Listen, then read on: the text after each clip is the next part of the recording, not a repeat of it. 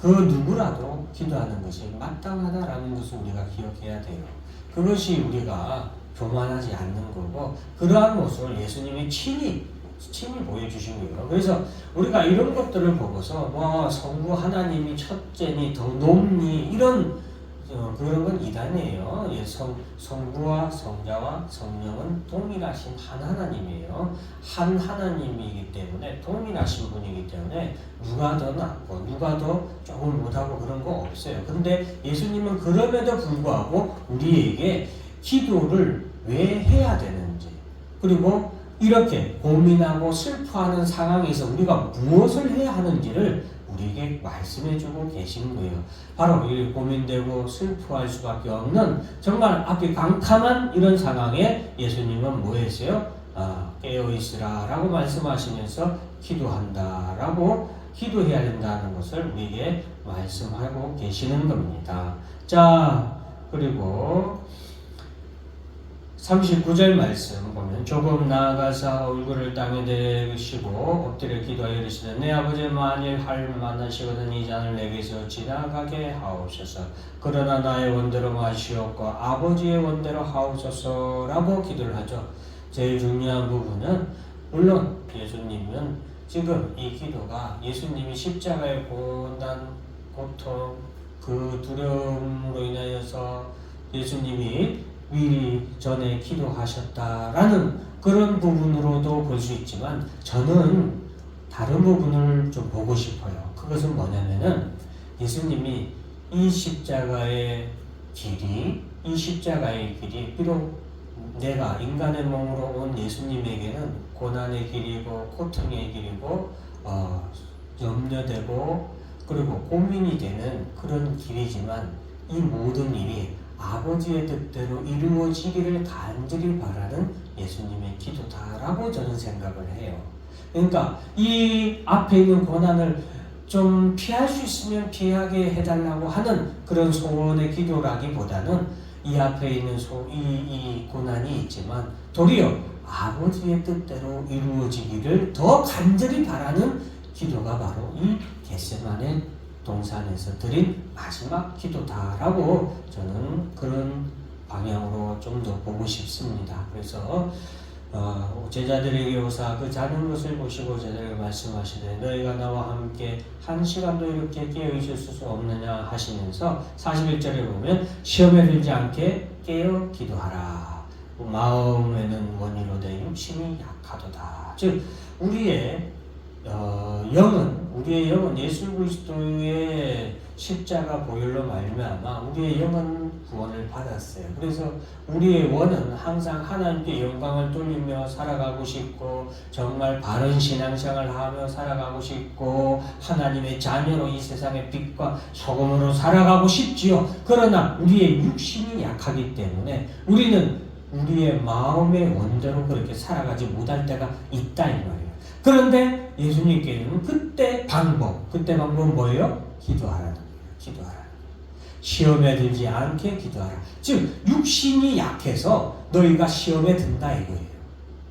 영이 약해서가 아니에요. 우리의 영은 하나님의 성령으로 말미암아 늘 새롭게 되어 있고, 그리고 날로 새로워지는 듯다 했잖아요.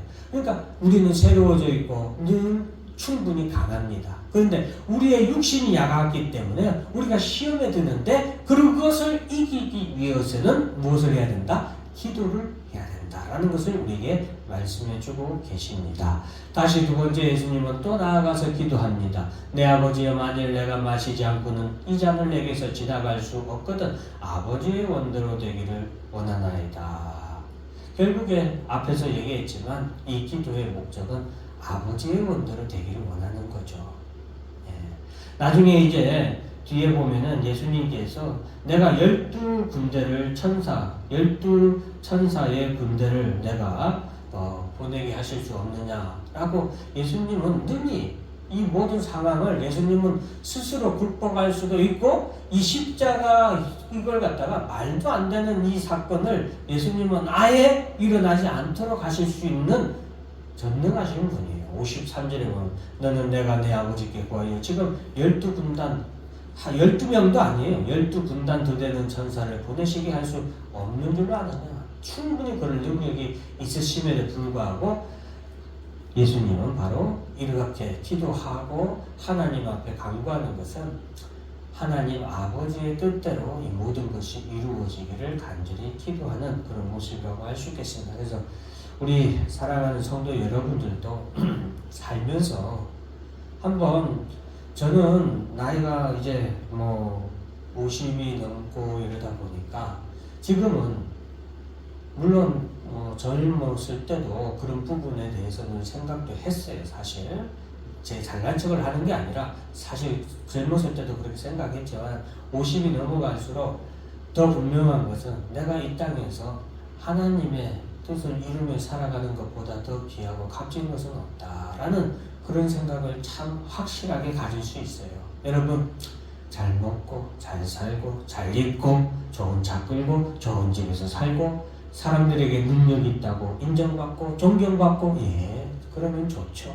그러나 그 모든 것들 다 합친 것보다 더 좋은 것은 정말로 제가 허례나 허식이 아니라 정말 제가 느끼고 여러분들에게 간절히 말하는 것은 하나님의 뜻을 이루고 살고 내가 이 땅에 사는 동안 주를 위해서 살아갈 수 있는 1분 1초가 더 소중하다는 것을 여러분들 꼭 깨닫고 그렇게 사는 분들이 되시길 바랍니다. 그래서 예수님도 오늘 본문에 아버지의 뜻대로 되기를 원하나이다 라는 기도를 세 번이나 연속으로 계속해서 하셨어요.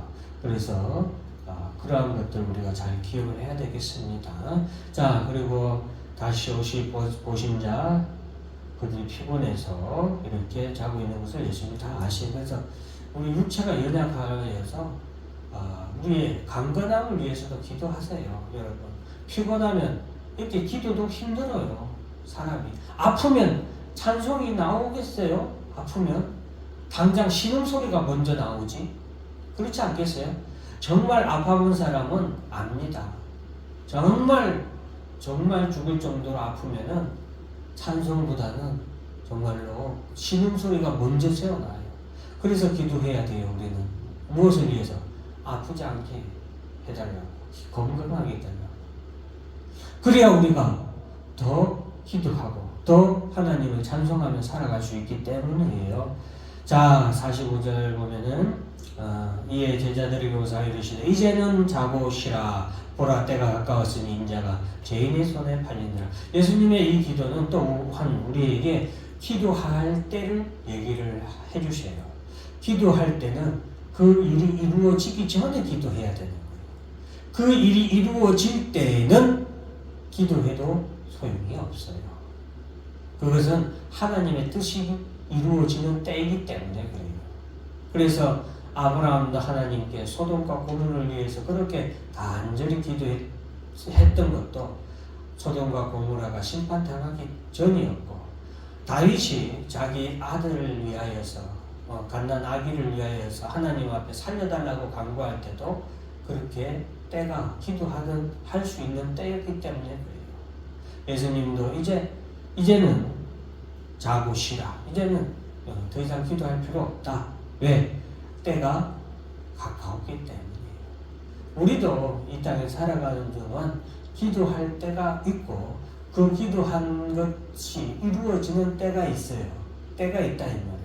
그 이루어지는 그때는 우리가 오늘 예수님처럼 쉬라, 자고 쉬라, 보라, 때가 가까웠으니 인자가 죄인의 손에 팔리느니라. 이것이 아버지의 뜻이죠. 하나님 아버지의 뜻이기 때문에 예수님께서는 여기에 순응하는 거, 순종하는 거.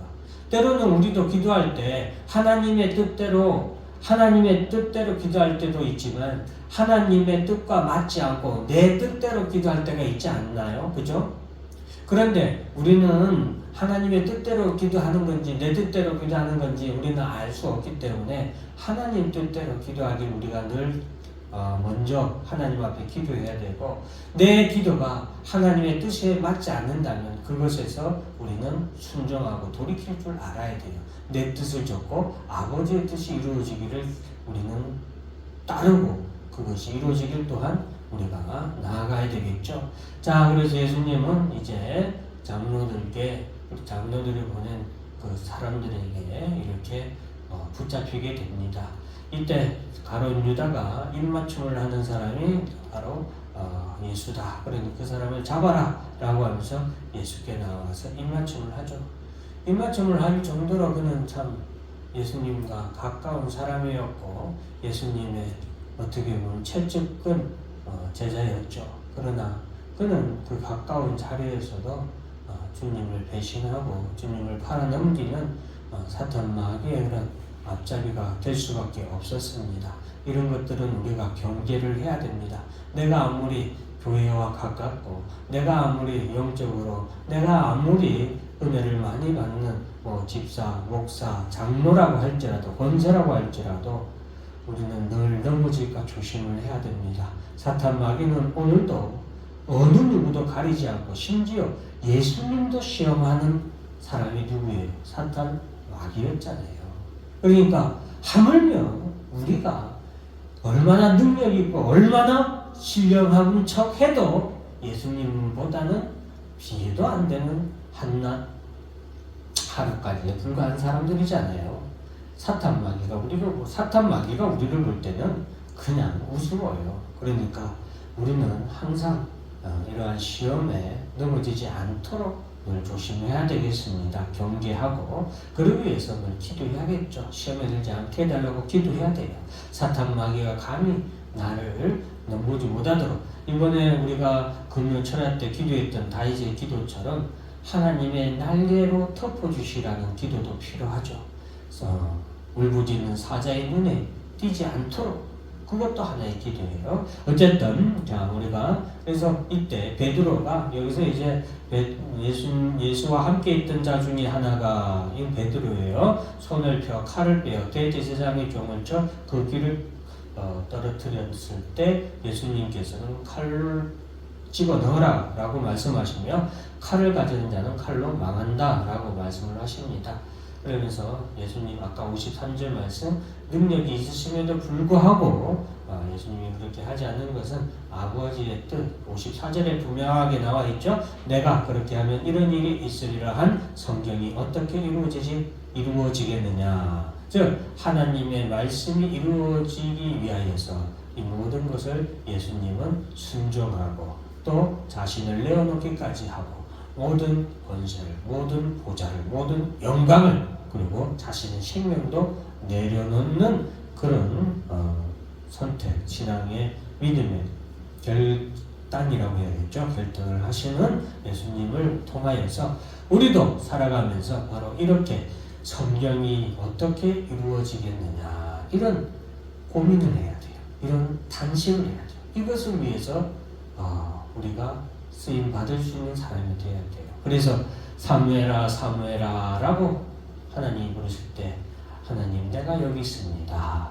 누가 저곳에 갈꼬 라고 하나님이 탄식할 때 이사야가 주여 내가 여기 있나이다 나를 보내소서 라고 기도하는 거죠.